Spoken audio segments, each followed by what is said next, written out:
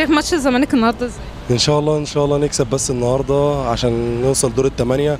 بس هو ماتش صعب، بس الزمالك هي اللي احنا اللي عملنا كده في الفرقه، صعبنا علينا البطوله نتأهل لدور الثمانيه. بس ان شاء الله النهارده نكسب اهلي طرابلس ونصعد ان شاء الله.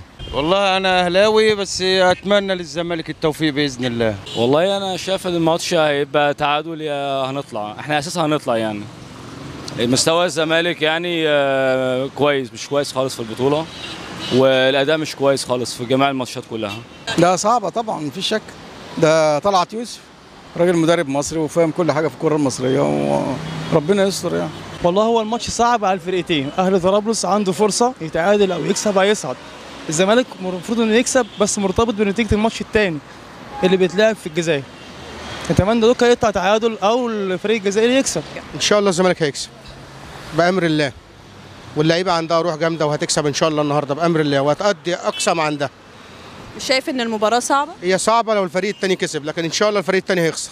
هو الماتش صعب قوي النهارده لان احنا عندنا احتمالين، لازم الزمالك يكسب، ما ينفعش حاجه غير المكسب، ولازم نتابع المباراه الثانيه ان كابس يونايتد ما يكسبش. لا والله انا شايف الزمالك بامر الله هتغلب النهارده بمشيئه الله، مع اني اهلاوي بس ان شاء الله هيفوز 2-0. انا شايف ان الزمالك ممكن يكسب و90% هيخسر، لان اللعيبه ما بتلعبش بروح الفانيلا.